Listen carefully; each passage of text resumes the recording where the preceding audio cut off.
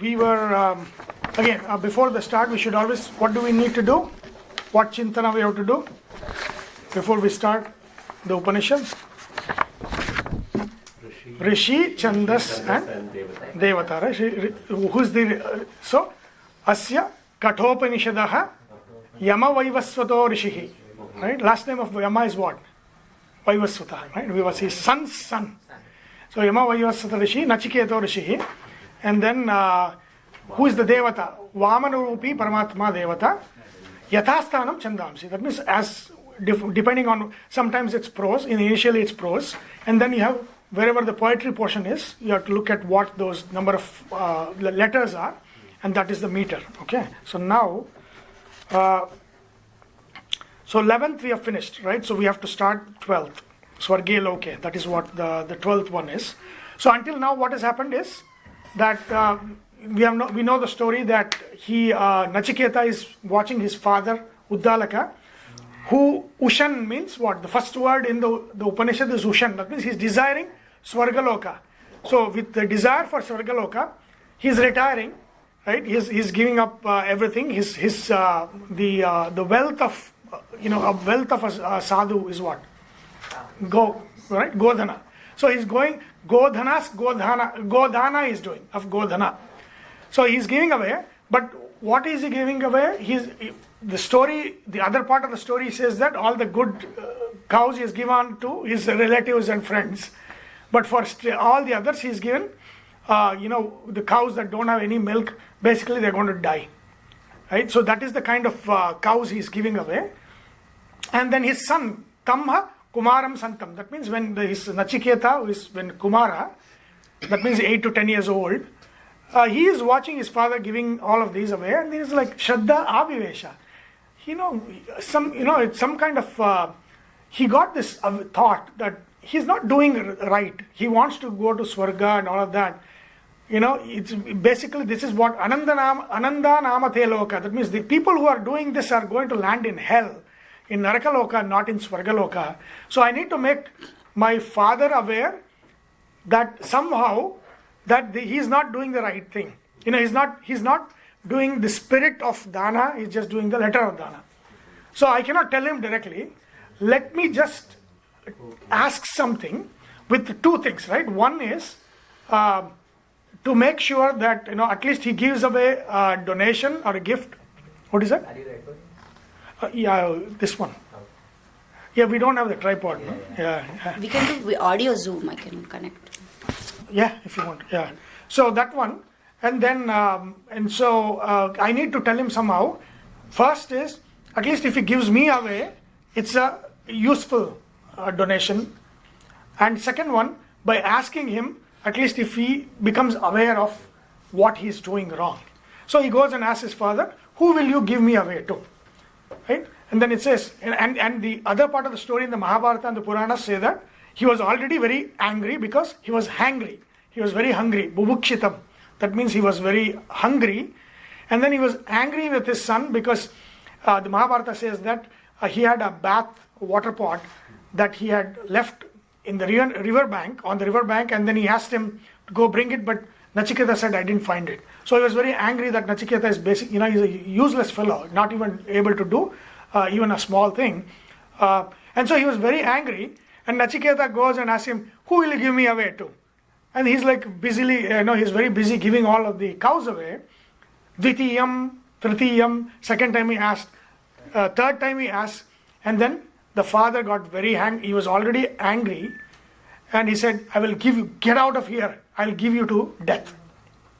Even though he did not really mean it, but he's a rishi, and then his words have to come true. So Nachiketa, what he does, the other part of the story, we from Taittiriya Brahmana, we know that he gives up his body to actually go to death, not as a dead person.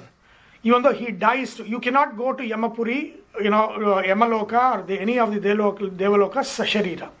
And I think I mentioned, this one, Trishanku, right? Mm-hmm. Vishwamitra tries to do that, it doesn't happen. So you cannot, So if you know the context of the story and the context of how things are, you cannot have, Nachiketa cannot go with his body, physical body, to Devaloka. So he gives up his body. He goes, and it says on the way, Vagdevi tells him, do not take anything for 3 days in Yama's house. And then when he comes back, you ask him these 3 boons. And these are the things you need to ask. And so he goes there, and this is all his vision. Right? It's not like, Yama will not be in his house. It's like, that's what he feels. It's a vision that he has. And he's dead in the Prithviloka. And, the body, he has gone in his Sukshma Sharira to Yamaloka. And that's what he thinks. These are all the things that are happening to him. And then he doesn't take any of the things that Shamala Devi, right? She offers water and all of that. He says, until Yama is there, Yama comes back, I am not going to take anything. So after 3 days, Yama comes back. And then Shamala Devi says, we have a guest that he has come here. Nobody who is dead is a guest. So calling him a Atiti is basically, that means he has gone by himself. And he's not dead in the sense of real, in his loss. His life is over. His life is still there. So so it says, if a guest who is comes in hungry, brings that fire, right? That fire to the house. If not tended to, not put off, it's going to burn our punya karmas. It's going to burn all of our good fortune. So go take this water and do arghya, padya and all of those things and show him respect. And so Yama goes and he says, I'm sorry that I was not there, but he does all of these arghya, padya and all of the respects. And then he says, because I was not for 3 days and you did not take any food in our house, I'm going to give you 3 boons. And the first boon, that we saw last time, he asked was, when I go back, because he knew that he's going back, he's not dead. When I go back, when you send me back, and I'm going to, I'm dead, and my father is, he thinks I'm dead, but then when I come back to life, let him treat me as before, as loving as before, and then let him recognize me as me, and then all of that stuff, and let him lose his anger and all of those things. So that was the first one. Then Yama says, yes, when you go back, he's going to treat you with the same love he's treated before and all of that. And then he says, okay, now I'm going to ask me a second boon. And that's where we are. And so here, in the Shloka 12, what is the Chandas? How many letters are there in every pada? What is the meter of this? So it says, Swargaloka na bhayam kinchanasti, na tatratvam na jaraya bibheti, Ubhe tirtva ashanaya pipase shokatigo modate Swargaloke. Huh? No. How many did you count letters? 4 plus 4 plus. What 4? Swargaloke na bhayam kinchan asti. 11 letters. So 11 times 4 is 44. It's called Trishtup Chandas. Trishtup is 44. Anushtup is 32 letters. So this is 44 letters, which is 11 times 4, right? So this is Trishtup Chandas. So now he is asking for the second boon. And so it's kind of like he's building a context to this boon. And he says, I have heard this. Swargaloke na bhayam kinchan asti. I've heard that there is no bhaya, no fear of, not even an ounce. Kinchana bhayam na asti. There is not even an ounce of fear in Swargaloka. Okay. Now in Samskrita and especially in the Vedic literature, all of these words are loaded. Whenever we say bhaya, what is, then it's not just fear. There's a description of what. See, have you heard of bhava bhaya? Bhava bhaya daganam. Yeah. What is bhava bhaya? So, in the Vedic literature, bhaya is bhava bhaya. It is 6 kinds of bhaya. Do you know what bhava bhaya is? That means in samsara, there is 6 kinds of bhaya. 6 things that bother life. Can you think of what? I mean, we are in this samsara, so we should know, right? It's not we should not be learning. Okay, what is the bhaya? One will be fear of death. Okay, that is there. That bhaya is there. What? Fear of, losing the regular things in life like hunger and Yeah, right. That is very important, right? That is it's not like I ate this morning, don't have to worry for another 2-3 years. No, every day there is hunger and thirst. That is a bondage. When we say samsara is a bondage, what it is, it means we are constantly have to tend to something. That it constantly arises. Right? So there are 6 things that are binding us. Right? That we are in the chains. Whenever we say samsara bhava bhaya, bandhana, samsara bandhana, we say samsara bandhana. So what is that bandhana? That means you cannot fly freely. What is keeping you? Oh, my kids have to go to college and also have. Oh, one thing we say, we have to put food on the table. That is bhavavaya, right? That's there. So the 6 are, and now we will see what it is, right? First one is called jara bhaya. Jara means old age, right? That means it's like the flower, right? The flower has its prime, and then when the prime is gone, that's it. We are kind of withering away, right? Time doesn't stop for anybody. We will have our time, and then slowly we wither away, right? That is called as jara bhaya. That means jara. Jara is we are losing energy, we are losing all of the stuff, but that nobody can hold it. It is bound to happen. That's it, right? So that's jara.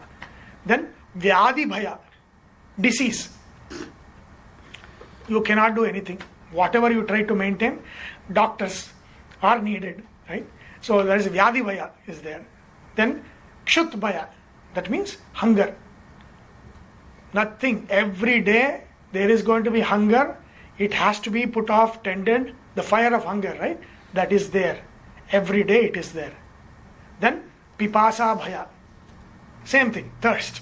Hunger and thirst.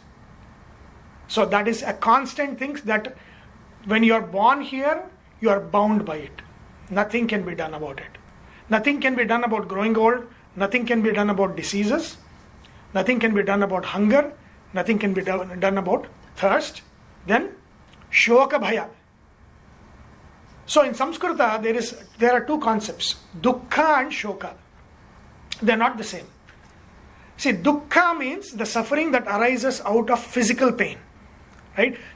Something happens, you are injured physically, and the pain is causing suffering. That is not called shoka. That's called as dukkha. Dukkha is a physical pain, that the suffering that arises out of physical pain. Shoka is a mental pain. Everything will be good. You are a millionaire, but my neighbor is 10 millionaire and 10 or 100 million. No, shoka is there. Food is on the table, everything is fine, you have everything in life, but I have less than my neighbor. That is a shoka, right? That is status and all of those things. Those that are mental concepts that keep us from, keep us suffering. That mental suffering that we have when everything else is going right, everything is fine, we still suffer, and that's called as shoka. Right? Shoka is the most. Shoka will never go. Right? Whatever you might have everything, but there will always be shoka. Right? We will not be Ashoka. The name Ashoka is actually mukta. Otherwise, everybody has shoka. Some kind of shoka. Bill Gates has a shoka. Elon Musk will have a shoka, but their level of different shokas they'll have. So that is shoka, and then finally, moha.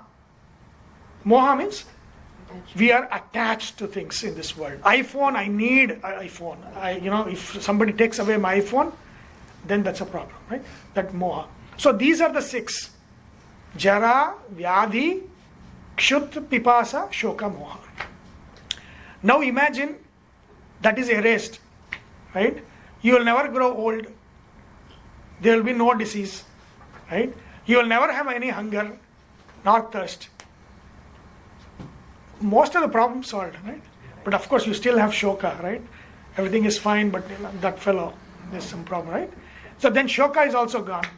There's no comparison, nothing, right? So that is the state of Swarga. And of course mukti. And he's asking 2 things here. That's why this Swargaloka is twice. It's repeated twice. But so these are the 6 things that bind us.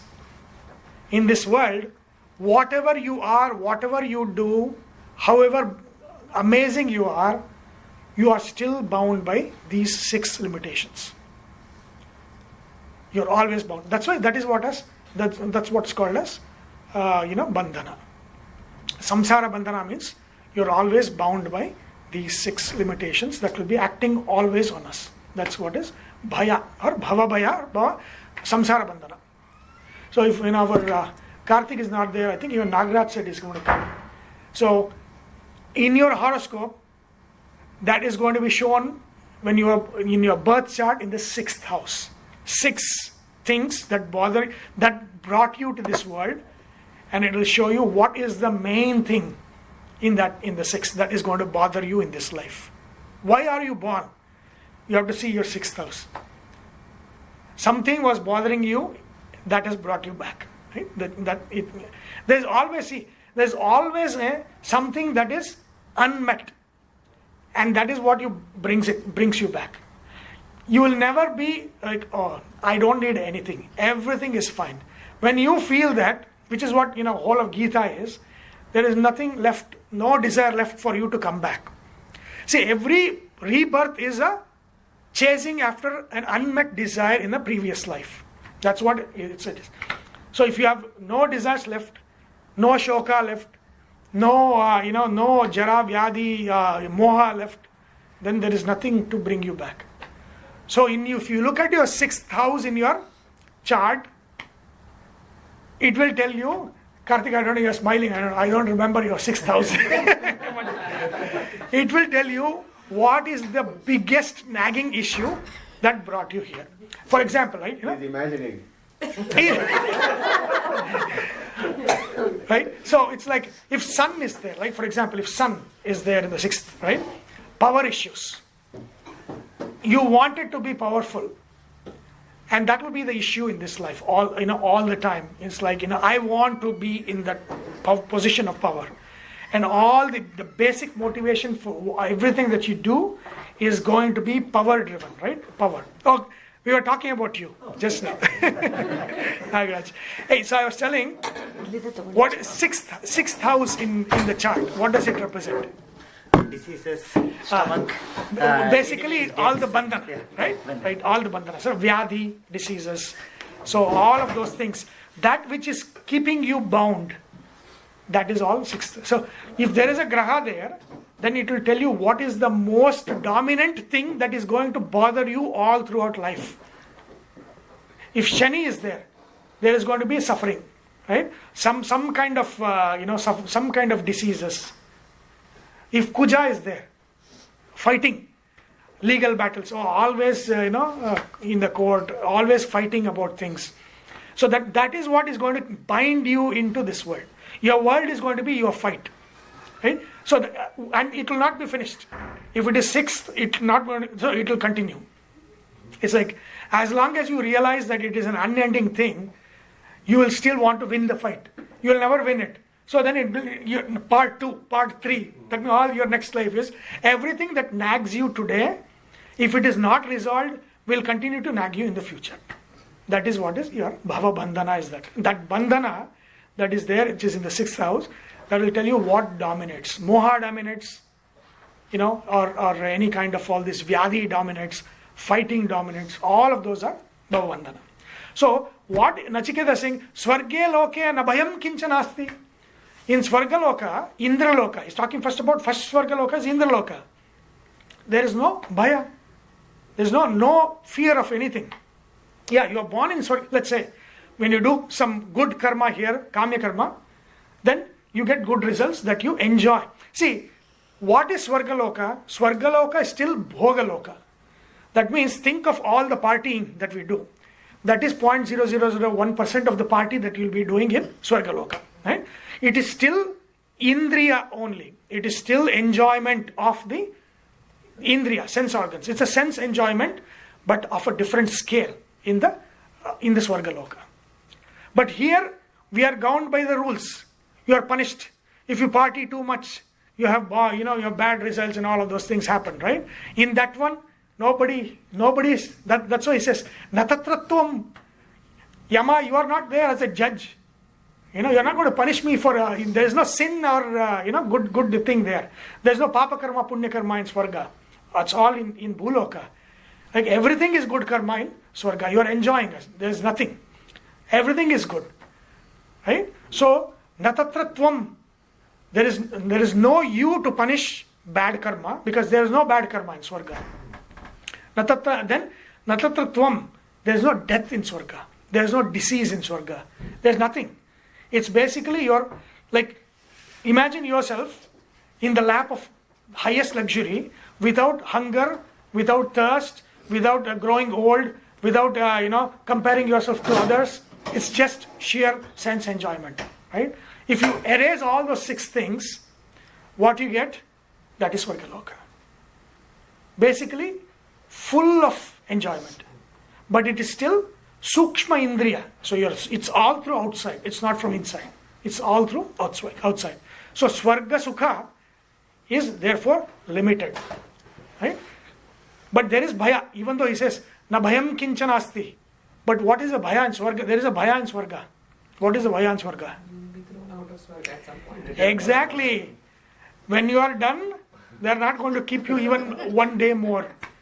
And what does it say? It says, Kshine Punya Martyalokam Vishanti. That means when all the Punya has been, you have done all the partying, and nobody to ask you, nobody to say, this is wrong, everything is good, right? And then finally, when there's only a little left, they're going to say, your time is over, you go back. But Kshina Punya is there. But when you come down here with that Punya, you'll be born as a Rothschild.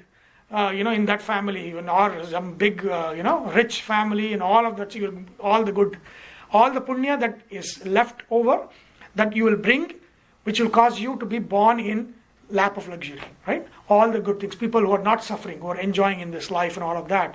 But you're still there. You're still in this world, and still, you accumulate punya or papa, and then go do those things, right? And the opposite is true of Narakaloka. Narakaloka is all the papa karma, you're going to suffer. Same thing. There is no death in Narakaloka.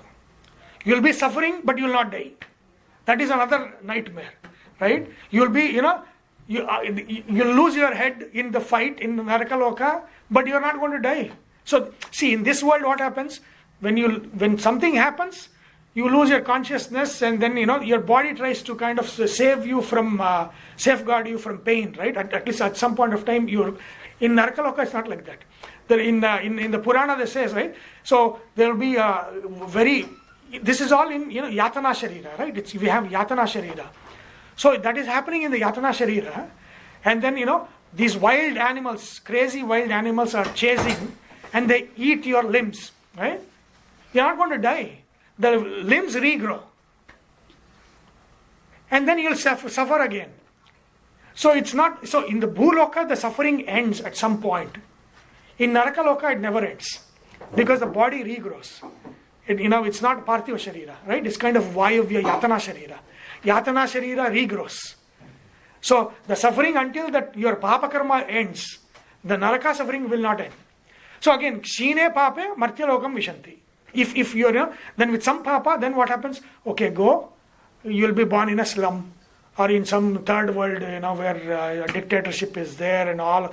So that is the opposite of that. So that you'll be born with no comfort, no nothing. You're born into slavery, those kinds of things. Right? And then we are Mishra. That means we are mixed. So then what happens? We enjoy, and then once that is done, they're going to kick us out to Narakaloka. So we enjoy, and then at the end of even more bhaya, because I know, for the good things I've done, I've enjoyed. Now my turn of bad things is coming. So then you have to go suffer that before you come back. Right? So we are both a mixture. Bhuloka means mixture. Devaloka is only punya. Now this one, Adholokas are papa. Asuras will have papa. Manusyas have mishra. That means punya and papa both will be there. So you enjoy for your punya karma. You suffer for your papa karma. You'll go one place, come down, and then you are born again. Whatever, right? Whatever you punya, whatever your karma is, right? So that is what's going on. So here the bhaya is still there in Swargaloka. Right? The bhaya of what?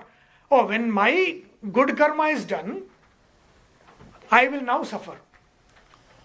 Or when my good karma is done, I am going to be kicked out. Nobody is going to keep me one day more. Until my punya karma is exhausted. That bhaya is there.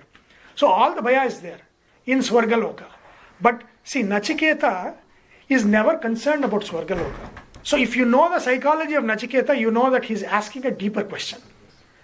Because when in the next question, when Yama says, you take all of this, he says, I don't even care about all of that. Why would such a boy care about Swargaloka? So he is telling us there are two Swargalokas. One is the Anitya Swargaloka, which is what we call as the Devaloka, right?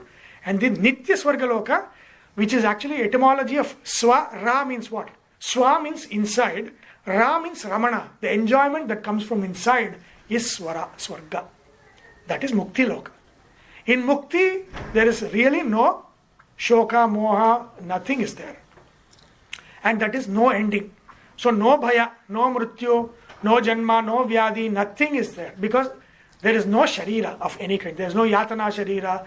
There is no nothing. All that is there is just the Chetana Rupa. That's it. Only Atma, Jiva. That's it. So in that thing, what happens? You don't really suffer. So that is the Swargaloka that he is mentioning, right? So Swarge Loke Nabhayam Kinchanasti. In Swargaloka, Indraloka, there is no bhaya up to a point. Then there is bhaya because every day you are thinking, when will this end? Or when will the good times end? Right? That would always be a constant nagging fear in the Swargaloka.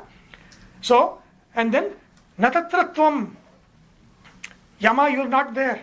Which means there is no punishment for Papa Karma. There is nothing. All enjoyment comes with full license. Nothing in Swargaloka. Na jaraya bibheti. There is no fear of old age. Nobody is going to be growing old in Swargaloka. In that Sharira, there is nothing. There is no aging in that. Then, Ubhe tirtva ashanaya pipase. What, even when you have everything in life, what are the two basic things that keep us bound in this life?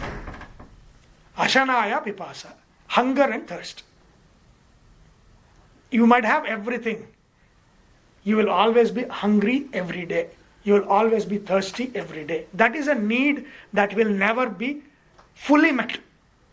Right? You can meet that need for a day. Next day you're hungry. Next day, it's a constant thing. It's a constant need that will always be there. In Swargaloka, there is no hunger or no thirst. Right? So, what is that? 11th. Yeah, Ubhe Tirtva Ashanaya Pipase. So, Ashanaya Pipase, Ubhe. So, if you take it in a deeper sense, two kinds of hunger, two kinds of thirst are met. Because see, thirst and hunger is always a pair. So, both hunger and thirst is kind of a redundant usage, right? Because they're always a pair. They always come in pair. Hunger and thirst is always together. So then using ubha, both, is a redundant, which means there's a deeper sense to it. Which means what? We have two kinds of hunger, we have two kinds of thirst. What's the second kind of hunger? Desire. Knowledge. Mental. Desire to know. So the physical hunger and there is a mental hunger. There is a physical thirst and there is a mental thirst. So both of them are not there. Even in Swargaloka, you are not a jnani, right? You're just gone for your punya karma. You're still whatever you are, right? So, but in actually moksha loka, that mental hunger is also not there. You've attained that fullness of your knowledge to what your capacity is. You're completely full.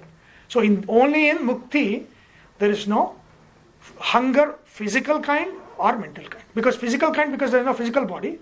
There is no other kind because it's only jiva, and jiva is already fully bloomed.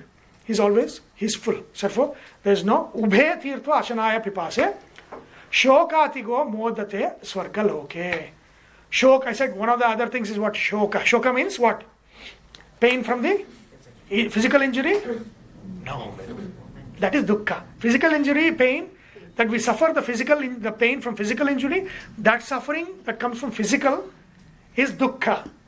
The mental pain, suffering that comes from the mental pain is shoka.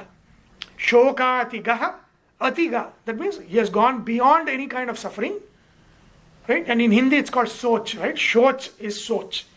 But soch is thinking, but it's not the real meaning of that. It's actually, shok means it is worrying, brooding, like overthinking. That is what is shoka. It's a mental worry, it's a mental suffering. Shoka atigaha, modate swargaloke.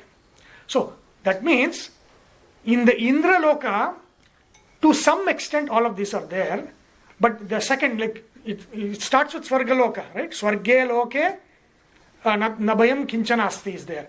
Then shokatigo modate Swargaloke. So if both were the same, then it would be a redundant. You will never say in heaven, everything is great and nobody is going to suffer in heaven. It's like you already said once. So there is a redundancy. So the second Swargaloka is Swara. That means that which comes from within, right? That means there are two kinds of enjoyment. One that comes from Bahya, that means that which is in Indra Loka, Deva Loka enjoyment, which is still from outside. But then there is a Mukti enjoyment that comes completely from within. So I want to know these things that take me from Swarga, Indra Loka to Mukti Loka. Right? So that is, and which is what's the concern of what? Bhagavad Gita. 3rd chapter, 4th chapter. This is the exact thing. Right? So, see, whenever you're dating, any of the manuscripts, all of these scriptures, you look at the concepts. Right? Okay, when was this there? Like, for example, if they date Bhagavad Gita to, 1st century, 100 to 300 or something. Buddhism was in full bloom. There's nowhere that is a problem in Bhagavad Gita. See, Bhagavad Gita, the question and the concern in the society is what? People are doing all these yagnas for kama. They want to go to Swarga, enjoy, come back. That is the main thing. Krishna is saying that is very limited. That is the thing that people are doing. Right? So that is a concern. There is no concern of any other thought. All the other schools of thought. There is no Bauddha thought. There is no Jaina thought. There is no other thought there. Of course, Sankhya, Yoga and all of those are there, but they are all as ancient. But none Buddhist. So that means it's a pre-Buddhistic. There's one word called Nirvana is there, but it's a Sanskrit word, right? Even in Vishnu Sahasranama, there's Nirvana, right? So basically, Nirvana means bodiless. That means it's a mukti where you don't have any kind of body. So that is Nirvana or Nirbana. So that is what it is. So it doesn't mean this is pre-Buddhistic times. Gita is because the main worry of Gita is not any other thing, but it is about people doing everything for kamya karma, right? To earn wealth, to enjoy something. That is the concern of the majority of people during the times of Krishna and in the Mahabharata times. And through all of humanity, right? That's if you in this thing, that is exactly the dichotomy that he's showing. The good people are two kinds. Those who do good for selfish reasons. Doing good is good, but because it's selfish, it is a limited fruits. You get Swargaloka, you come back. But then there is doing good selflessly. That is Nitya Phala. That means that the fruit that accrues for that will not end. Jnanasya Nitya Phalam. That means Jnana's fruits will have no end. Everything else has end. So this says Karma's fruits have an end. Jnana's fruits doesn't have an end. Which means selflessly done, enlightened knowledge, that enlightened doing, that is because of the light of knowledge, has no end to its fruits. But everything else that you do, wanting something, that will always have an end. Those are the two things that's concerned in Gita, and it's concerned in all of the Upanishads and all of those things. And that's the concern that he's talking about, right? In Swargaloka, Nothing of these things are there, but then it all comes down, it all comes to an end. So there is a bhaya of some kind. There's all of these things of some kind. But shokatigo modate swargaloke. There's only one swargaloka, mukti, where you are completely without any kind of suffering of any kind of bhaya, any kind of suffering. There is only one, that is swara.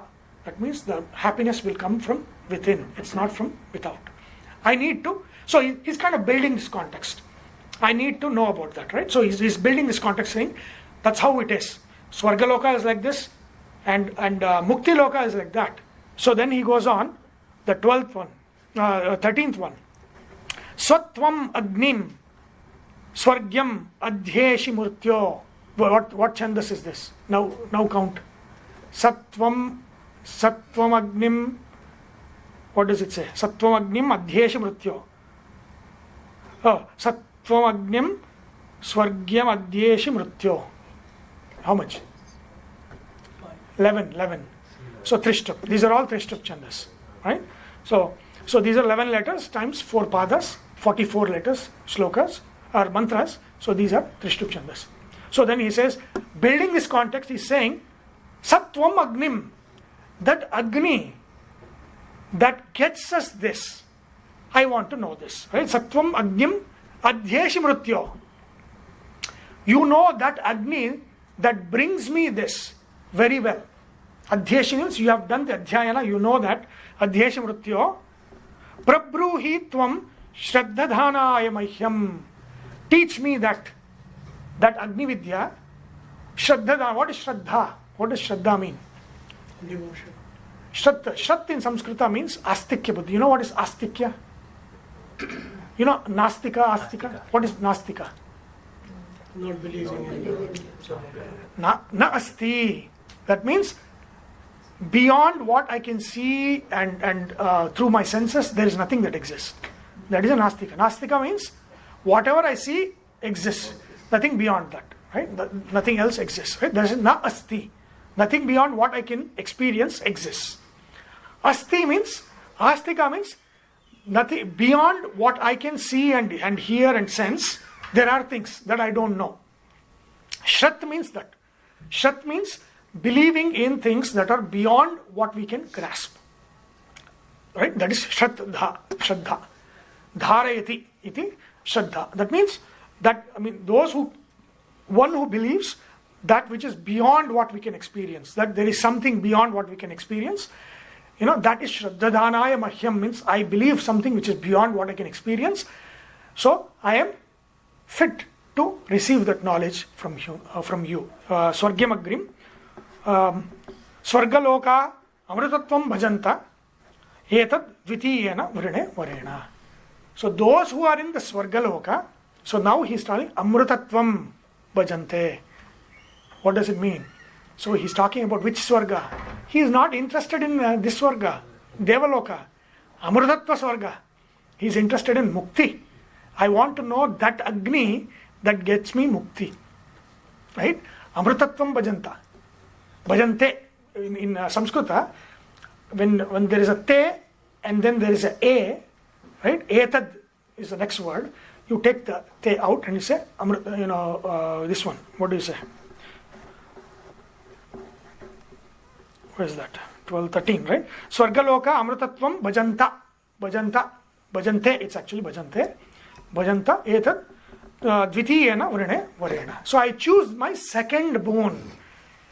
Tell me that Agni Vidya that takes me to the Amruta Swargaloka. Not the Indra Loka. Not Indra Swargaloka. Amruta Swargaloka. Where there is no coming back. There is nobody is going to kick me, because there is no dependency on the outside. Everything comes from inside. Right? I want to know that.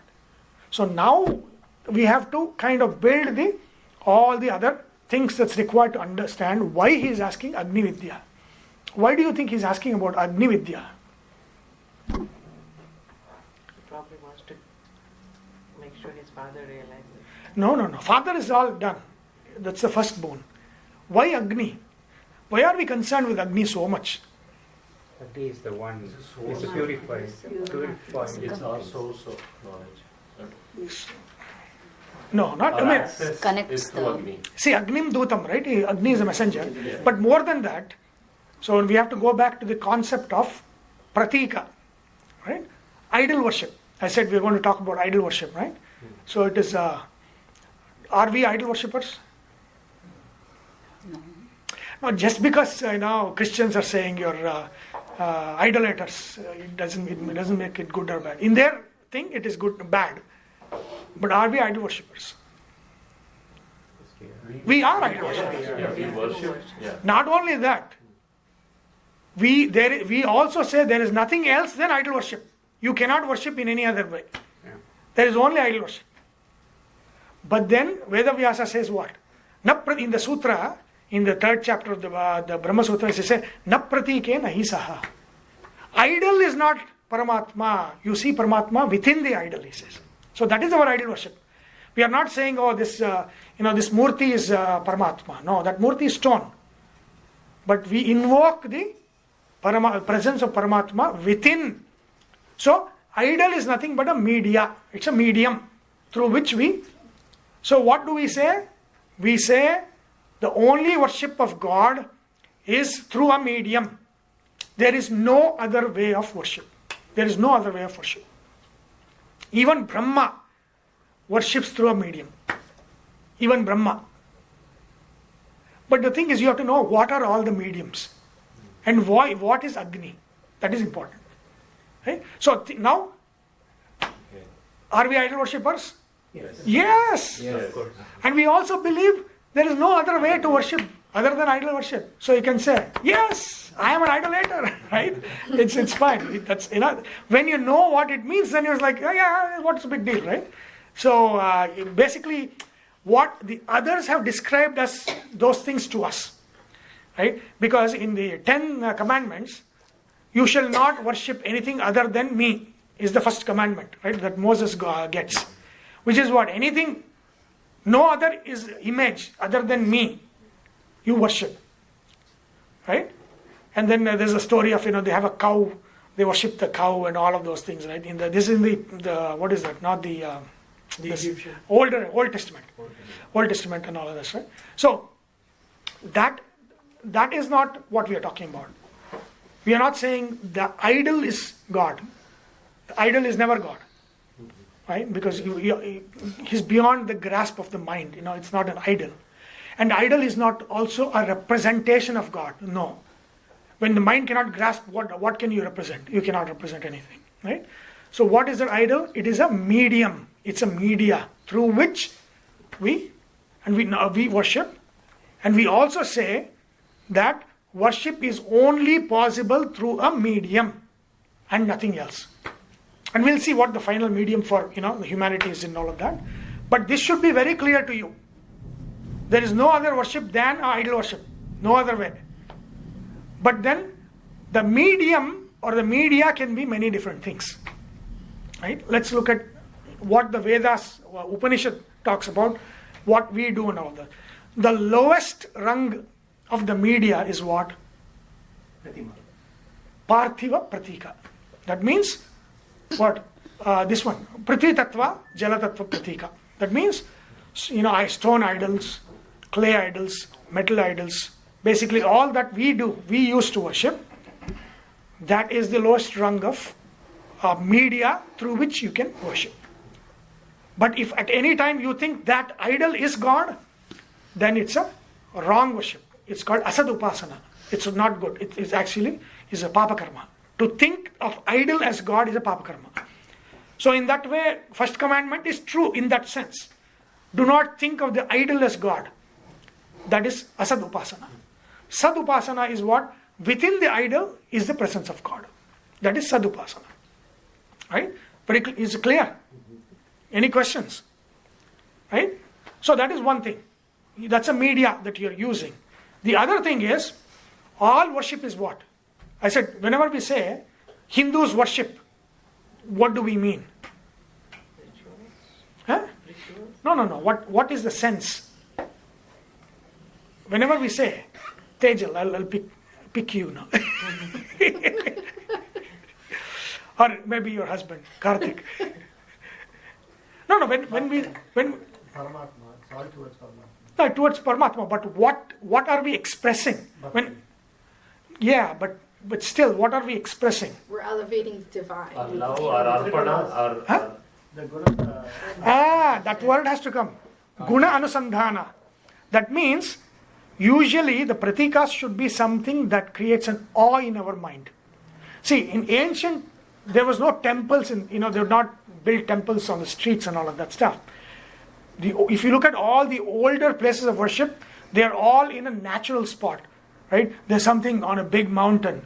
There's a big waterfall, right? All of the natural places of worship are in a natural setting. I mean, all the places of worship were in a natural setting. So that means it has to express an awe. And why? When it expresses an awe, when it creates a sense of awe within us, then we can say, whatever this is, times infinity you are. This reminds of you, me. This reminds me of that guna of you. That is what a worship is. Guna anasandhana means anything good we see in this world is worthy of worship. That means it's a medium through which we can say you are times infinity of this. That is what you are. Something good times infinity you are. All of the 10th chapter of the Bhagavad Gita is what? That is what those are all pratikas. Your Kartikeya, Skandaha. Skanda is a pratika. Within Skanda, Paramatma is there, expressing himself as the warrior. So the warrior guna is there in Paramatma when you worship through Subramanya. That is Paramatma. Right? Adityanam aham Vishnuhu. When you worship Aditya, that worship, the shine, the light, that the physical Aditya, times infinity is the light, O Vishnu. That is what you are. Right? So times infinity of that guna is what you are. And that's the media through which I am going to worship. Every one of the 10th chapter is a pratika. It is all idol worship. Every one of those. And that's why I said, when you summarize 10th chapter, what does it mean? What is a pratika in the 10th chapter? Best in class. Whenever we say best in class, right? Antaryami. Best in class. No. The idol is all the best in class. The best in that specific category. In the category, right? Among all the Aditi Putras, Aditya, among all the Aditi Putras, Vamana is best in class, right? He's the best, but he's Paramatma himself. Among all the Nakshatras, Chandra is best. So that is a pratika. Because that is the best among, you have to pick the best. Among all the Vasus, Agni is the best. You pick that as a pratika. So every one of those idols in the 10th chapter is a best in class. They are Shrestha. Why is Krishna showing all the Shreshtas? These are all your medium. So you can worship me through Subramanya. That is my warrior guna. You can worship me through Aditya. That is my shine. You can worship me through Chandra. That is one of those gunas, right? All what Chandra brings in. So you can, all of these things, that all of these are pratikas. There is no other thing other than pratikas. You have to worship through pratikas, right? So that is best in class. But when we are doing stone idol, metal idol, it's not best in class, right? It's still a media, but what does it tell you? What guna anusandhana is there? Nothing, right? And that's why Parthiva pratika, it is corruptible, right? Jala pratika also. If you take water, you can worship in water as well, but then that is also corruptible. What is the one incorruptible thing in all of humanity that is available? You cannot corrupt it. Fire. Fire is the only incorruptible pratika. That means fire is the idol that cannot be corrupted. Water, you can throw something in water and it's spoiled. Your parthiva, clay, metal, everything can be spoiled, disfigured and all of that stuff. Fire, nothing. That's why fire is always pure. So that's why they said, in the Bhuloka, Agni is the best pratika. So, whatever form of worship we do, the highest form of worship is always through Agni. Without Agni, you are not doing. Why? Because Agni is the purest pratika in the Bhuloka. There is no other pure pratika in the Bhuloka. That's the purest pratika in the Bhuloka. And that is what. So, in the ancient times, there was not worship of idols and all of those things. Always the worship is what? Whenever we say Homa, Yagna is the worship. See, we say, it's for us today, it's a special thing. But in the olden days, Homa and Yagna were the everyday thing. That is how you worshipped. So today we go and put flower and all of those things to an idol that they were offering to the fire itself. So all worship is only through fire. Highest, in the highest sense. Without fire, there is no worship. The highest worship. Right? So that is the reason why he's asking about Swarga Agni Vidya. That means that is the only media that is available here. Then on top of that, right, you said Prithivi Jala, Agni is the highest in this Bhuloka, and then Vayu is a pratika. But we don't use it. It is in the Antariksha Loka. Vayu is the pratika. So what is the Agni of in the Devaloka? Surya. Surya is the Agni of the Devaloka.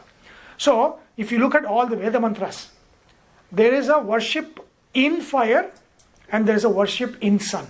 Everywhere. Right? If you look at all of the Vedic literature, there is worship of the sun, there is worship of in the fire, all the three. And now next time, whenever you do yagna in your house, in the next festival, right, whatever, if you have a homa in the house, you notice this, okay? In the mantras, when they're doing the havis homa, they're going to say this. Om bhu swaha agnayedan namama aniruddhaya namaha. Om bhuva swaha vayavedan namama pradyumnaya namaha. Om suva swaha suryayedan namama sankarshanaya namaha. Om bhurbhuva swaha prajapadayedan namama Sri Vasudevaya namaha. They will say this. That means the three Vyakritis, that means Bhu means this word. Bhu Vyakriti is this word. Agnayedan namama. In this world, Agni is the pratika. Aniruddhaya namaha. Within Agni, there is a form of Vishnu called Aniruddha. I offer it to that Agni, Aniruddha. Right? Om Bhuva Swaha. In the Antariksha Loka, what is there? Vayu is there. Within Vayu, what is that pratik? What is the Vyakriti for that? Bhuva. Bhuva means Vayu. Om Bhuva Swaha Vayavedan Namama. That means I'm offering this to Vayu, who is in Bhuva, not mine. Namama, not mine, right? Then Pradyumna Namama. In that Vayu, there is a form of Vishnu called Pradyumna, right? Then Om Suva Swaha Surya Edan Namama. That means in the Antariksha, in Swargaloka, who is the pratika? Surya is the pratika. So Surya is the pratika. I offer it to Surya. Not Surya Deva. Surya Deva is limited. He is still Deva, right? I offer it to Sankarshana, who is within the Surya Deva, right? And then Hinduism is whenever three in Vedanta, three means what? What is the numerology of three in Vedanta? No, but what does it mean? Three means what? Three means samsara. Three means, right? It's just going back and forth, right? Three means that sattva, rajas, tamas, waking state, dream state, sleeping state, deep sleep. So we are always in three states, right? We are always in three. Three always means samsara bandhanas. Three means cycle. In the Indian philosophy, three means cycle. 3 plus 1. That's why you have 3 plus 1. The 1 means breaking the cycle, beyond the cycle, right? Bhurbhuva Swaha is cycle. Bhuloka, Bhurloka, Swargaloka. But then what happens? If you are within 3, what? You go to Swargaloka, you enjoy, they kick you, come back. So, if you are still within 3, Bhurbhuva Swaha, it is still in the cycle. Then what it says? There is a Vyakriti, which is Bhurbhuva Swaha, together. And then what does it say? Prajapataye idan namama Sri Vasudevaya namaha. Vasudeva is the moksha form. the Vasudeva Dwadashakshari mantra is there, right? That is for moksha. So Shri Vasudevaya Namaha means +1, that means that which breaks this cycle. That's +1. Right? And in the Mandukya Upanishad, it's called Turiya. There's a 3, we are always in the waking state, or dream state, or deep sleep state. That is the 3. We are always in that cycle. But when you break it, you are in the Turiya state, the 4th. So it's always 3 + 1. Breaking the 3 is the +1, the 4th one, right? That's the Vasudeva in this one. So next time you have any kind of homa yagna in the house, especially if you bring in Raghuram Bhatt, right? He will say that. He will say that. Bhusvaha, Agni, and then Vayu, and Aditya or Surya. Right? And then he'll say Prajapati, he'll say Vasudevaya Namaha, right? So those are the pratikas. In this world, Agni is the pratika. In the Antariksha Loka, Vayu is the pratika. In the Dhyuloka, Aditya is the pratika, Surya is the pratika. Right? So you see that Agni and Surya all the time on all the Upanishads. Right? You're worshipping Paramatma in the fire, or you're worshipping Paramatma. Sun is also fire. It's the fire of the heavens. They say he's the fire of the heavens. He's the fire of the world. Our world is fire. The fire of the heavens is sun. So you are always. So our worship is always through fire. Anything else is very less. So our idol worship is what? Through fire. Fire is our pratika. Fire is our idol, through which you have to do. Now why? Why that is? Why fire? Yeah, it is pure is fine. It invokes that sense of purity, Paramatma, your infinite purity, that's your guna, is fine. But there is another specific reason. What is it? Nagraj. Vaishvana is fine. I mean, that's a stomach, that's a digestive fire. But why fire? He's the messenger. He's a messenger. Right? So fire is not just fire. Now, that's why I said bring your Gita books, which, let me see, who are the students who were, anybody brought Gita book? My goodness. No? Right? So now, why I am bringing the Gita is, Gita takes a lot from KaTopanishad especially. Right? Krishna is not telling anything new. Krishna is telling whatever is already there in the Upanishad and explaining, hey, that is how you need to understand. Basically, that's what he's doing. So let's now go to 3rd chapter. I think it's verse 10 is the one. So, verse 3rd chapter. Can you read what the 10th verse is? Correct. Right? So now Krishna is giving a perspective of how creation has happened. He says, Saha yajnaha praja srishtva. Right? Purovacha prajapatihi. Then he says, Anena prasavishyadvam esha vaha astu ishtakama dukha. So when Prajapati, what is Prajapati? Brahma created this world. He created humanity. Right? So don't think of what he said, and then all the humanity. No. It has happened in stages. Right? The Bhagavata says 9 stages of creation, and the last final stage is the creation of human beings. So when human beings came about, he says, Saha yajnaha prajasastva. So he created the human beings, Saha yajnaha, with yajnas. That means, if you look at every human society across the world, there is a concept of sacrifice. Every human society. Christianity. What is Good Friday? He sacrificed himself for us. Right? The concept of sacrifice is there. Right? And actually, incidentally, Good Friday is the only holiday in Christianity which is lunar calendar. And they struggled with it. And that's why the Gregorian calendar came about, because they were struggling to see when the Good Friday will fall, because that was the only lunar. Otherwise, everything is date. But Good Friday is the lunar thing, right? It is you get equinox, March 21st, and after that there has to be a Purnima, and before that Purnima, that Friday, that is Good Friday. So that varies. So they were like, how do I calculate that? And so they needed math, and for that math they sent missionaries everywhere. And so all of these things, just 500 years ago, there was no calendar to calculate lunar tithis, or not lunar calendar for Good Friday. So that's the only Christian holiday that is a Christian festival that is lunar based. Everything else is just date. Okay, so that is whenever they say Good Friday, that's a what? Somebody sacrificed themselves for the whole of humanity. That is, so sacrifice is there. Muslims, Bakri, what is that? Sacrifice. You're offering Bakri to God, right? You go back to Abraham. What Abraham's like. God asked Isaac or somebody. His son Isaac. Isaac, right, to sacrifice your son, Yeah. right? So sense of sacrifice is there, right? So go to, and then if you, and all the sacrifice in this continent, right?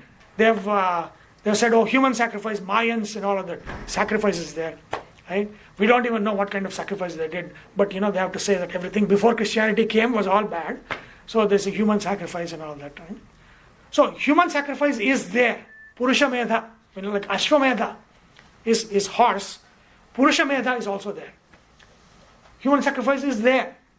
Who are they sacrificing? They were sacrificing the enemy king, the evil. So what they would do, like now, the most like Hitler, let's say an example of Hitler. In the ancient time, if such a person was there, they would capture them and then they would sacrifice him into fire. That was called Purusha Medha.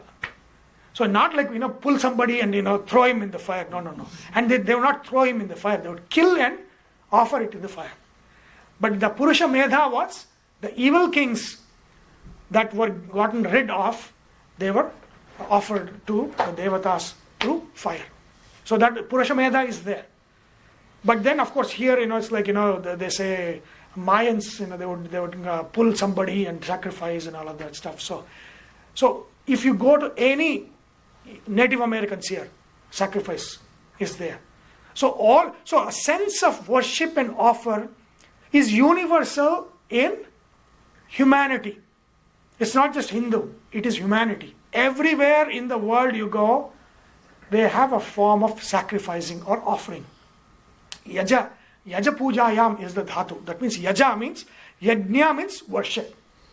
And worship is offered. Right? So that is there everywhere. Somewhere, it was offering in the fire, which is the highest one. Otherwise, it's just an offering. It's kind of offering naivedya. They would cut bakri and offer a naivedya. How if you describe it in Hindu terms of what is happening in other religions, you cut the bakri and offer as naivedya. That is what they are doing, right? So basically, that sense of offering is there. Everywhere it is there. So that is what it is. Saha yajnaha prajaha srishtva purovacha prajapatihi. That means humanity was created with yagnas by Brahma, which means yagna is a universal across the world. In all of humanity, yagna is a universal. The sense of offering is universal, right? May not be a sense of offering through a fire. Fire is us. Iran, ancient Iran was fire. Sun worship was there in Iran, right? And of course, sun worship was there in Babylonian kingdoms and all of that stuff. So all of that was there. Even Egypt, right? Ra. They used to call sun Ra. So that the sun worship was there. But then all of that, there's a sense of offering to those. They do sun dance in the month of June. By? In Native Americans. Yeah. I was in South Dakota for 11 years. Yeah. And they are for flesh. Yeah. So they do the sun dance. Yeah. And they just dance, and this is an offering. And they also do sweat. Sweat is kind of, they will have the stones Right. lighted up for like 2-3 hours, and then they do the sweat ceremonies there. Okay. Yeah. Yeah. It's a kind of offering, and it's really, I have attended those sweats, and it really gives you a kind of purifying of thoughts. And Yeah. So these are universal. It's there in every culture, and everything has a sense of offering. I am offering something which is beyond me. That sense is there. That is yagna. Yagna is nothing but that. That is worship. Worship is something, offering something to somebody who's greater than us. That is worship, right? But that worship in the Bhuloka has to be through Agni for the best. That's the best offering is through Agni. Right? So now Krishna is saying that sense of offering is there in humanity, and that Brahma created that for humanity. Right? Then what happens? Anena prasavishadvam yesha vaha astu ishtakamadak. Use this yagna to what? To satisfy the devatas. And then let that devatas be ishtakamadak, kamadhenu to you. That means they will provide you everything. So that means there is an arrangement in this world. Bhur bhuva swaha, right? The bhu and the swaha have an arrangement. What is what? The bhu offers to swaha, the devata shaktis, and the swaha showers them with all kinds of wishes coming to bhu. Right? So wish goes through fire and the blessings come down. Through rain or through, they say Jala Tattva comes down, Agni Tattva goes up. So wish goes up through fire, and then wish goes up through fire, blessing comes down through water. So that sense is what is there, right? So what Krishna is saying, always mankind is bound to the devatas. Devatas are nothing but the forces of nature. All right, those that rule the forces of nature. Rain, sun, wind, water, everything around us, what we call nature, right? Adhidaiva, nature. That's basically the forces behind nature of all the things that are working in nature. Those are the devata shaktis, right? Indra, Vayu, Varuna, all of those. Those are the devatas that we are connected every day. But what Krishna is saying is, the yajnas were created as an offering to these devata shaktis. Satisfy these devata shaktis, so that they in turn satisfy and bring you all your wishes. Ishta kamadhuk means kamadhenu. They will be your kamadhenu. Whatever you wish for, they will grant you. Right? So that means there's an arrangement between man and God. When I say God, it's the devata shaktis. Do this, and then they will shower you with wishes. And that's how humanity continues. And yagna is the center part of that. Center part of everything. Like if you think of different religions, if you think of Jews, right? So Judaism is what? It's a contract. Basically, all the concept of contract comes from Judaism. So man and God have covenants. Even now we use covenants of a contract, right?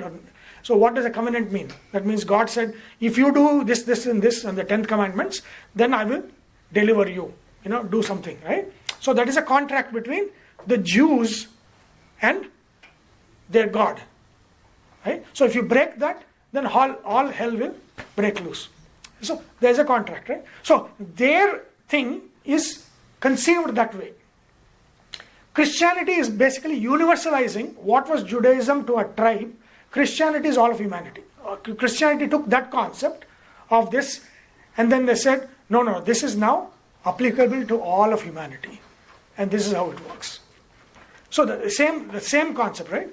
But if you conceive of Hinduism, now the contract is between what? Man and the devatas. And not just of Hindus. If you take all of the ancient cultures, there is always a sense of giving to, the Native Americans may say they have something, forefathers, right? Pitru kind of concept. But again, it is offering to the Devata Shakti, in whatever the nature, the natural forces. They have, all native cultures have the sense of offering to and if you don't have that sense, what happens? You abuse resources. Christianity doesn't have the concept of that.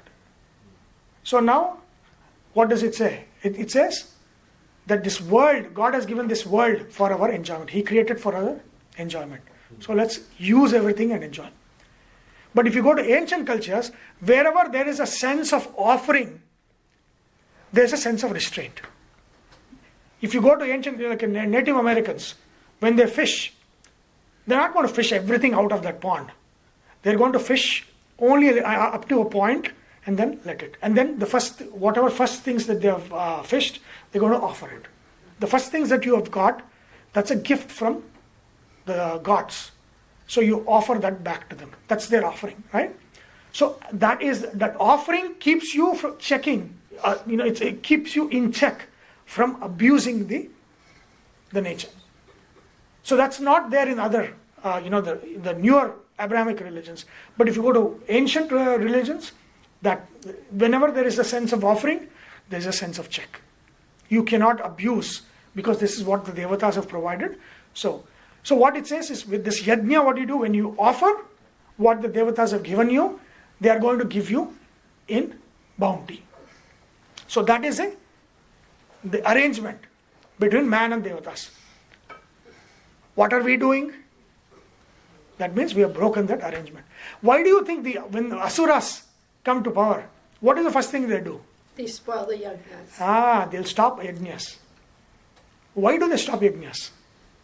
The connection. There's a second reason for that. Because the devas are their enemies. Devas are the enemies, correct. The So connection. devas are dependent on us. We are dependent on devas.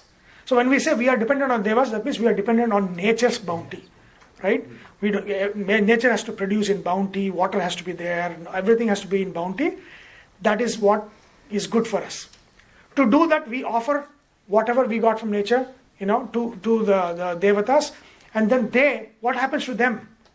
See, they say, for the humans, the food is annam.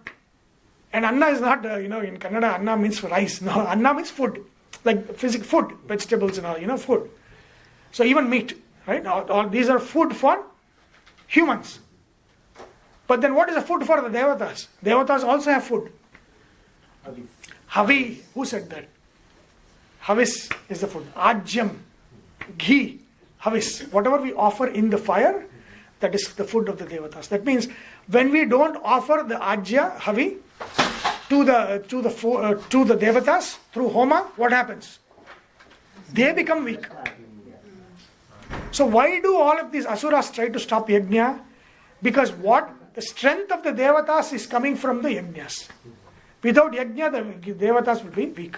And that's the reason why, Ravana, all of these asuras, the first thing they do is they stop, all the yajnas in the kingdom. Nothing should happen. No yajnas should happen, right? So then the reason for that is what? The strength of the devatas are in your offerings. Right? And once that offering is stopped, the devatas, of course, they are strong in themselves. That's fine. But their ability to give us the bounty is now not possible. They will become weak. So that is the reason why, that's why the arrangement is what? They give you your food, you give them their food. That is the arrangement. That's the cycle. That's what Yagna Chakra, Krishna talks about Yagna Chakra, right? So what does he say? Devan bhavayata anena te devaha bhavayantu vaha parasparam bhavayantaha shreyaha param avapsyatha. That means what? You satisfy the devatas with havis. Let them satisfy you with all the bounty, right? Parasparam bhavayantaha, satisfying each other. You satisfy them with havis, they satisfy with you, with all of your wishes granted. Then what? Shreyaha param avapsyatha. Attain, good. Attain auspiciousness or attain goodness. Right? So, that means this is when we conceive of this world that way. That it's a devatas and the manushas and the devatas are bound. They are bound by yagna. And what is the core of yagna? Agni. So the center of Hinduism is what? We are bound by fire. Fire is the most important thing for us. If there is no Agni Hotra, there is nothing. Fire is the most important thing for us. Right? So which means what? The devatas are very weak to do anything good to us. Because we have not taken care of the devatas. Right? That means all the yagnas, everything is stopped now. So our daily worship, everything is, that worship through fire is stopped. So the devatas are now weak, and so you cannot do much. Right? So that is the conception of how the life is for humanity. It's talking about humanity, it's not Hinduism, right? It's humanity. So it says, you offer to God through fire, devatas will grant you wishes, and therefore, parasparam bhavayanta, satisfying each other, be well.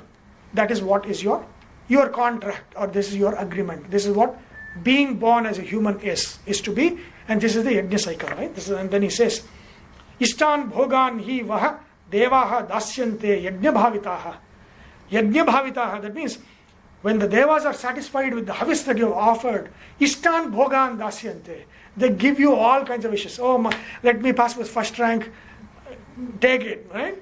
They're all, everything, it's wish granting. Again, what he's saying this as in limited sense. Krishna says all of this and then says, what is the next way? All of this is limited. This will land you in Swargaloka. But then you have to go to Muktiloka, right? So it takes the first step and then the second step. We are not even doing the first step. That's a different thing, right? So But I have heard you say that the fire of not just doing the havam at home. yes, yeah. It is also the fire of intention. Because there is fire in so many ways, I've heard you mention. That's the 4th chapter of Gita. Right? So Krishna talks about the physical fire and then says physical fire is not the only one. There are other fires. There's mental fire. Right. All shrama is a fire. Yeah, so with the intention of sacrifice that Yes. you're Offering. put in There the should field. There should be a sense of offering. Yeah. Eating food is a fire, is also a yajna, right? So Vaishvanara in the stomach, right? Basically stomach, intestines, in every part of the body where your food is going to be broken down. There's a fire there, right? Intestines and all that. So that fire, so if you conceive of eating your food as an offering to the fire within us, that is a yajna. And your eating food should be like that, is what Krishna says. So like that. Adhyayana is adhyapana, everything is a fire. So fire in the mental sense is what? Effort. Yeah. When you put effort and there is a sense of effort, that effort is nothing but fire. Tapa is a fire, right? So then Krishna goes on from physical fire to expanding it into, it's not just that physical fire, it is also, physical fire is a must, but it also, every activity that you do other than just the physical yajna is also a yajna. Everything is a yajna. So he transforms that. He gives you a basic concept of yajna and says, no, it's not just this. Every activity that you do is a yajna through which you can offer to Paramatma. So he wants to take him to that next sense, right? Which is basically what the two dichotomy that Nachiketa has asked. Swargaloka, Amritatvam bhajante, right? So that means that in the Swargaloka, which is unending, that Swargaloka is yajna, everything is yajna. Swargaloka that is ending, that is a physical fire offering to the devatas, asking for a wish. Right? So that is what. So you start with that, and then it's like, when you learn your car, you follow the rules. When you know everything, you can break the rules.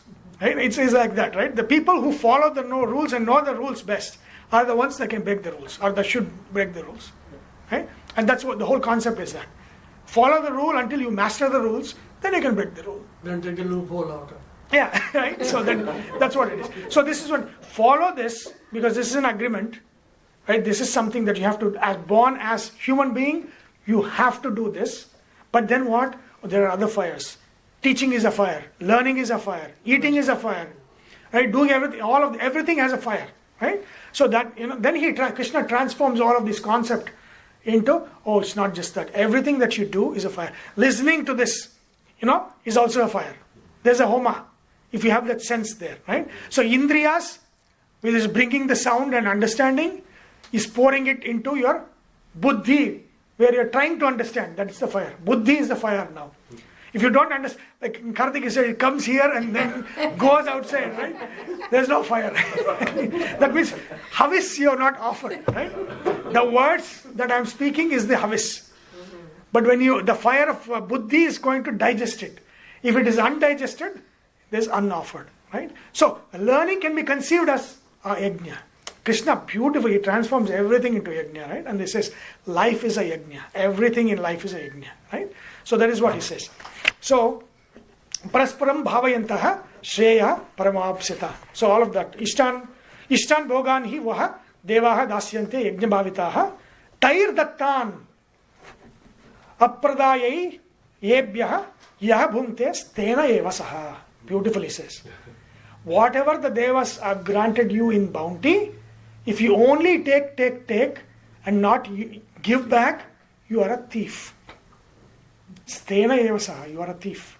That means those who are takers without any sense of offering, greater than us, offer selflessly, they are basically what?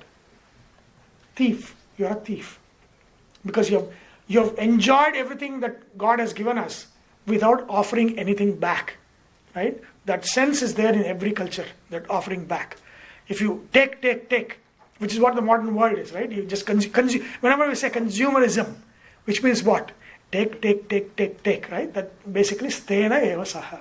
So that's you're a stena, right? And then he goes on to say yagna chakra and all of that. How there is a yagna chakra, food that we eat, and then we eat, and then we offer in the fire, and then the fire creates havis, and through havis, the Aditya pours the rain, and then rain will create food again. We eat the food, we do yajna. So there is a cycle. So he says there is a cycle because what?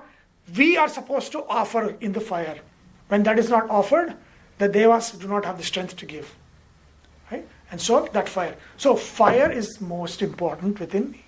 It's the biggest, the most important pratika in. So next time, when the priest is saying Om Bhusvaha, Agnayedanamama, all of this is encoded in this. We are simply saying, or we are talking to each other and he's doing something else. They are saying so many important things, amazingly important things. It's so many important things, but we don't know. Right? So that one, which is what? We have a duty towards the fire as a medium that takes everything to the devas. And devas are dependent. They are bhubhikshita. That means they are hunger. They have hunger. For what? They don't have to eat physical food. But havis, the havir bhava that goes up, that is the food for them. When the food burns, that becomes the food of the devatas. Now we say, everything burns. No. They have to be it has to be mantrokta. That means when something is burning, if there is no mantra offering, that's not considered a food. Right? A forest fire is not a food. It's just burning. But when there is a mantrokta, havis, that is the food for the devatas. That is when they become strong and then can grant wishes. So this is a kind of a limited sense, right? So then what happens? This is what humanity is. Humanity is basically, if you look at what Krishna is saying, he says this and says that humanity is only into this. They offer, devatas grant them all the swargas, they enjoy swarga, they are born again, and these are called as Traigunyas. Traigunya Vishaya Vedan is Traigunya Bhavarjuna, Krishna says in the Bhagavad Gita. Traigunya means what? They are stuck in the Trigunas. They are stuck in the cycle. They are doing everything, but they are doing for, oh God, give me something. It's not selfless offering. When you say give me something, you are doing the right thing, but because there is a wish behind that of give me something, the wish will be granted, but then what? It is a limited thing. So what Krishna is saying is that Traigunya, Nistraigunya Bhavarjuna. Go beyond 3 plus 1, go to the plus 1. Get out of this cycle. Because beyond this cycle of limitation, there is Anantaloka. That is immortal, Nitya. Right? There's a Nitya phala that is there, that is waiting for you when you break this cycle of work and wish being granted, and then work, wish being granted. Right? So it's still, that is a 6th house. This is in 6th house. Right? What is the freedom? How's the freedom? 12th house. I was telling him, I taught to so many people, but only few people have actually pursued it. One is Karthik, one is Nagaraj. Like we had Jyotisha class, a couple of years ago. So, so that is the thing. 12th house, which is opposite of 6th house, means what? It's free. It's also death. Moksha. Moksha. Not moksha, but death. So freedom, basically free. So basically, because we are bound in 6th, we are free in 12th. That's how it is. So we are still bound by wish. Whenever there is a wish, the nature of a wish or desire is to bind us. Because that will be nagging, and that wish creates us, our next life. That's how it goes on and on and Because on. wish causes expectation. Yeah, expectation. Whenever there is an expectation, that means there is a desire. There's a desire. So when there is a desire that is unmet, that unmet desire creates you again. And that's what I said. Look at your 6th house. The 6th house is the desire that was unmet that brought you back. Right? And now we talk. Yeah. That's how it is. Eventual goal to empty it. No, even if it's empty, then the Lord of the 6th house will tell you. There's the Lord of the 6th house, right? Oh. Yeah, that will show. But if there's something in 6th house, that means it's a very dominant one. That is the most dominant desire that brought you back. That was not, or the Vakrigra. I mean, if you have a planet that is Vakra, that's going opposite direction, then that is also has a desire, they say. Because it's the natural is to go in one direction, but if you go to the opposite direction, it means it's a nature of Rahu. That means it's a desire, attachment. So What happens when somebody has Jupiter in 6th? that is Ajata Shatru. That means you don't have any enmity. It's a good It's thing. a good thing. It's a good thing. Yeah. So before you came, we were talking about which graha is, like if Surya is there in the 6th house, that means Ahankara is the one that was unmet. Your sense, a desire for power and position and recognition was unmet in your previous life, and that unmet desire has brought you back here. Which doesn't mean that it's going to be met now, but the desire will be the dominating desire for you in this life. You want to be recognized.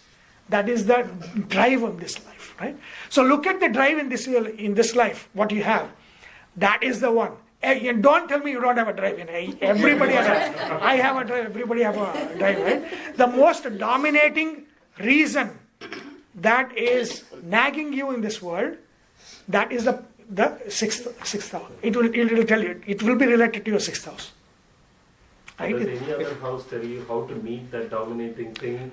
That in is a way the that next you step. That's the fulfill it without adding additional desires. That whole thought itself is next to it. Because if that was possible, then it's like saying, you give me this Mercedes Benz, I will not ask you anything.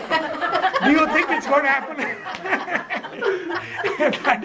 That's why Krishna's. Now with Tesla. Tesla, I have Tesla, why I need an X model, right? It's more status, right?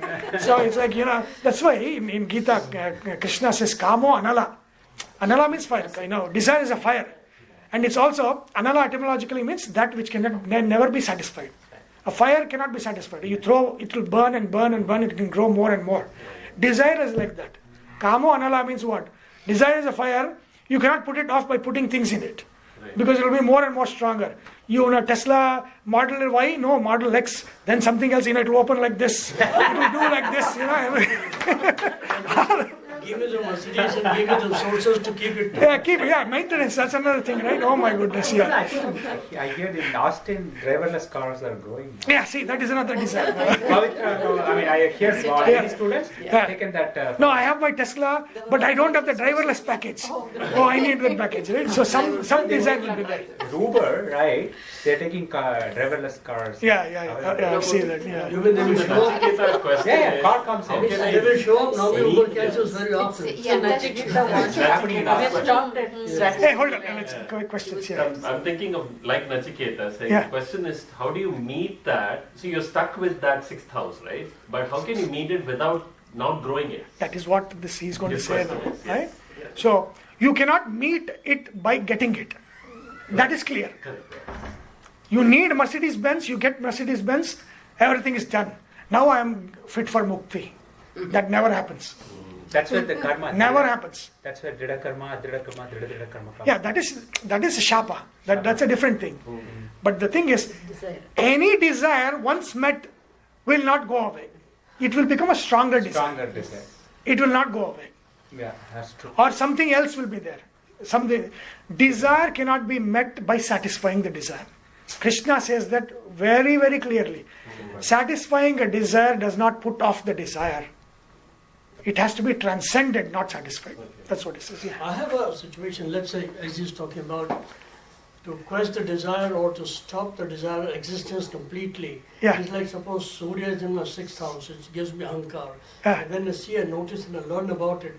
Then I try to get over ahankar. That is correct. That is you are not trying to satisfy it. Yeah. You have used the knowledge to identify that desire is there and how that should not trouble you, right? That is the next step. So that's Yeah. Yeah. And that's why they say jnana is the one. Jnana plava, they say.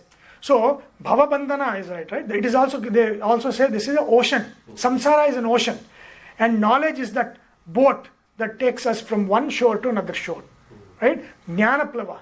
So jnana plava is needed. Until we recognize that, which means we recognize those things when there is a light of knowledge. Otherwise we are kind of within it. There is no self-awareness, right? The first thing is self-awareness.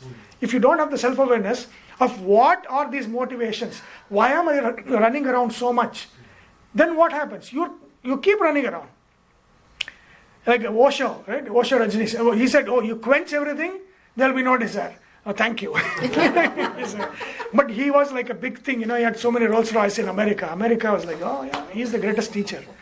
But yeah, so that never happens. Desire will never go by quenching it. Krishna is very clear. That's why he says kamo analaha. Kama is anala, unsatisfiable. It is a fire. Right? So now, that what is the time? 12:20. We'll go for some more time or what? Okay. So that this is the whole concept, right? The concept is what? Fire is center to all of Vedanta. Fire in Hindu traditions, fire is the center. Fire is the pratika, the media through which the offering has to be done. You can do it through all of those. The most pure pratika is fire. Worship through fire is the biggest worship. Worship through sun is the biggest worship. And that's the idol through which we have to worship. And especially for the Bhuloka, Agni is the Duta. That Agni is the messenger who takes the our havis to the Devalokas, right? And then they are quenched through our havis, and then they grant the wishes. See, the English name angel comes from where? Agni. Right? So, it's Angira. Another name for Agni is Angira. Right? Angira is a name of a rishi also, Angira rishi. Angira means fire. Right? So Ra and La shift is there. So, in Angira is there. If you go to ancient Iran, in Zoroaster, when Iran was pre-Islamic Iran, Angira or Angila, Ra, La, shift is there. Angelos, the Greeks would call it Angelos. Angelos, which is angel. Angel comes from Angelos, which means messenger. Right? So whenever, angel, the English term angel actually comes from Agni. And Agni is a messenger. So if you go down to all the etymology and see, everything traces back to these primary concepts that's there in the Vedanta. All of this, it's all hidden in the words. If you look at all the etymology of the words, so many of these ancient things, they're hidden in these English words and in these Greek words and all of that, the Latin words, they're all hidden in this. Right? So Agni is the Duta that takes our wishes and then they grant us the wishes. So that is a cycle. So now he is saying, Yama, Swargaloka is limited. There is enjoyment there, but it is limited. Shoka atigo modate Swargaloke. The real Shoka atiga, getting out, going, transcending the suffering is what? And enjoying. Moda means what? Enjoyment, right? What is Modi? Modi is one who enjoys, right? Pramoda. All this moda means enjoying. Right? Modate Swargaloke. That means in the real Swargaloka, which means Swa. That means inside us. Ra, Ramanatvat. That means the enjoyment that comes from within us is in the moksha. I want to know the moksha Agni Vidya. Swarga Agni Vidya. Not the Swarga Agni. Swarga Agni is what the Traigunyas. People in the world do that. They worship, they worship the devatas to get a wish. That is the limitation of this world. But how do I transform this everyday thing to an extraordinary transcending thing, so that whatever comes down to me, that is a eternal gift. I want to know that eternal gift, that Agni Vidya. So that's what it says. Swargyam Agnim, that which gives me moksha, that Agni I need to know. Because Agni gives Swarga, that's a normal thing. And Nachiketa is not interested in Swarga. We know throughout this Upanishad that he is not interested in Anitya stuff. He's interested in the Nitya, eternal stuff. So he's asking for what is that eternal thing that is part of the ritual that we have lost. People have lost that. People are doing all of this, you come here for puja to grant a wish and all of that. But what should be the real essence of puja? And that's why I said ritual and spiritual. Right? Ritual. So ritual is what? I do, you grant me something. I do, you grant me something. Spiritual is what? That is beyond. But the same ritual is also spiritual. So the yagna that you are doing can be done without a wish, in a higher sense, right? That is what he wants to know. He doesn't want to know how yagna in Agni Vidya is, how the yagna is done. No, he doesn't want to know that. He wants to know, how should I conceive of this yagna that goes on, so that it transcends the limitations of bhu bhuva svaha, bhu bhuva svaha, bhu bhuva svaha. I want to know more. That is what he's saying. So in the 13 he says, Sattvam Agnim Swargyam Adhyeshi Mrityo. Hey Mrityudeva, oh Yama, you know that Agni Vidya, the Agni, the Swargya Agni, that means the moksha Agni, the Agni that takes one to moksha, you know that, right? Prabruhi Tvam Shraddhadhanaya Mahyam. I have a lot of this belief in me that these things are there, these things are possible. Tell me, I'm the student that I want to learn from you. Shraddhadhanaya Mahyam. What does he say? Ananta lokapti matho pratishtam. What does this give? Ananta loka. The loka that is na anta. Swarga is anta loka. Right? It's a anitya loka. So this is ananta lokapti matho pratishtam. Not only does it give you eternal, it keeps you there, pratishtam. It keeps you in that anant, in the eternal state. Once gone there is no coming back. There is always ananda. That I need to know. Vidhi tvam etam nihitam. No, not that. That's Swargal. No, I think I mixed it up here. 13. Prabruhi tvam shraddadana hi mahyam. Swargaloka amrutatvam bhajanta. Right? So in Swargaloka, it is all amrutat. There is no limitations. There is no, it's always eternal. It's not non-eternal. Right? These are Swargaloka amrutatvam bhajanta. Etad dvitiyena vrane varena. So this is my second boon that I am asking you. Tell me that Swargaloka, Swargagni Vidya, that gives me permanent condition, permanent Swarga, which is Mukti. That is what I want to know. So that is what he's asking. So we'll stop at this, and then we'll start in August. I think summer we always take a break in summer, and then we'll start back again, and then after second we'll understand this ritual, spiritual, and how to do all of this worship in a transcended way. That is what he's asking, and Yama tells him, but he will not reveal everything. But the bhashyas, the commentaries, they tell us more details. Beautiful it is. How to conceive of, because the Agni, I'll just give you a hint of what I'm going to, because you'll be interested to come back. Otherwise, August is all gone. I said, what did you teach? You want to give us the homework. Trailer. I'll give you the trailer, right? The trailer, what it says is, the transcending is what, there is an Agni within us. Right, and he says, Lokadim Agnim Tumuvacha Tasmai. That means he told him about the Lokadim, the creator of the world, Agni. Agni is not the creator of the world. But what Yama taught Nachiketa was Lokadim Agnim, the Agni who is the creator of the world. So it's a different Agni. Who is that Agni? So we'll see all of that, right? And then he says that Guham, so he also says, see, Viddhi Tvametam Nihitam Guhayam. I will teach you that Agni who is in the cave in the heart. Now suddenly he's transformed. No, he's not talking about the physical fire. He's talking about the fire in the heart. And so the conception he's going to teach is that whenever there's a homa worship there, you need to bring the fire from your heart and establish in the fire, in the physical fire. So the whole process and all the bhashyas talk about that. How the fire within has to be brought out. When you do the prana pratishtha, you're bringing the fire from within into the idol, and then that is the fire that you worship. Right? So he says, Nihitam Guhayam. Suddenly he's talking about something else. Lokadim Agnim. Oh, I asked you fire. You're telling about the fire that created the universe. You're telling about the fire in the heart. Where is that fire? I know there was fire in the belly. Where is the heart? So he'll tell all of those things. This is the fire. That is the one that helps. When you offer to that fire, that takes you out of this samsara. So until August, we will take a break, and then that's your homework. How do you bring the fire from your heart to the physical fire? No, we offer to the fire by paying attention and then worship and respect you by remembering it and answering your question. Right? So that is so Agni is the center of humanity. Right? It's not just Hindus. Humanity is Agni.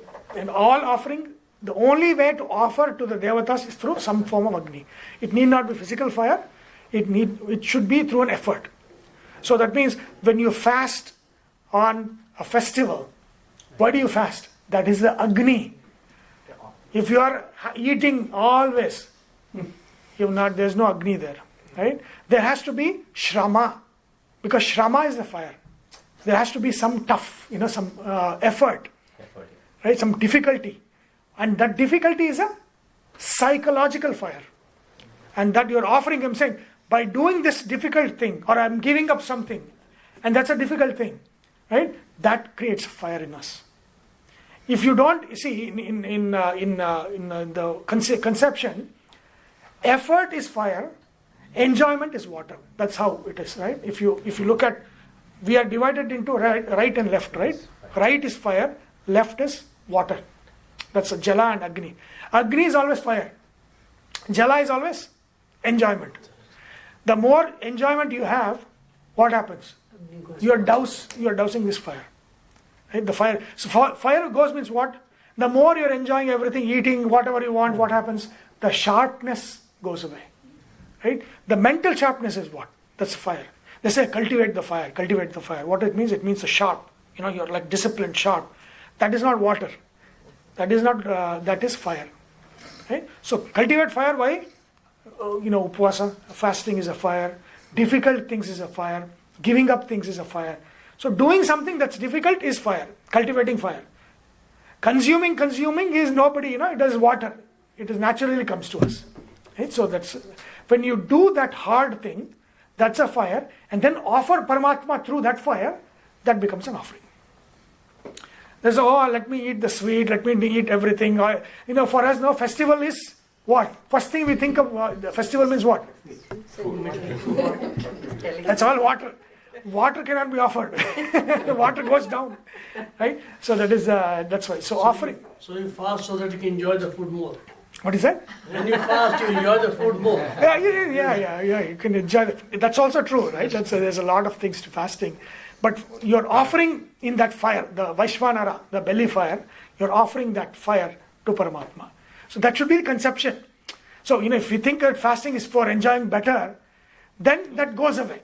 So, but when you fast and you have that conception that I'm fasting to offer this to Paramatma, then you have this conception, which is what Yama is going to teach, right? So, what are we doing in the summer? No, this summer I probably will have, this one, Gayatri Mantra class. Right, we'll do maybe a couple of classes, maybe 3 or 4 classes. I'll go in depth about what Gayatri Mantra is, what is the meaning, what it means, all of those things we can do. If that is of interest, then we can do that. Yes. If there's anything else, then we can do one-offs. Any other thing you have? Astrology part 2. Yeah. Astrology part 2, part 1 I have to teach now, right? Yeah. So that That will be something will be interesting. Yeah. Couldn't do it last Yeah. time. Yeah. Repeat it along with your shishyas. No, then we should ask the Shishya to teach the first part. Correct. Oh, yes. Yeah. We'll have Nagraj and Karthik teach the first class, right? Then I'll start from the second class. But would you be there when they're teaching? What is Keep it? an eye on them. What is it? You'd be there to monitor. Yeah. Monitor. Otherwise, you have to save us. No, they know well. They know well. You set the date. No, really, that'll be very interesting. Yeah. So yeah, we can do that. We can do Jyotisha class. We did what, 4 classes we did, right? First happened like 5 years back. This is second. Yeah, we This did. happened, this will be third one. Yeah, there will be a See, third. after second one, they become 2 students. After third one, No. you will have three- First at one, least 3 students. first one, 1 student. Uh-huh. Second one, 2 students. Now one more student. You do third one, you'll at least have third person. Right? So we'll see. We can do that. Yeah, if there's anything else, if there's any small topics, 1 or 2. Yeah, 1 or 2 Jyotisha classes. means at least to understand how things. Yeah, there, just how the to basics lead, of that. Yes.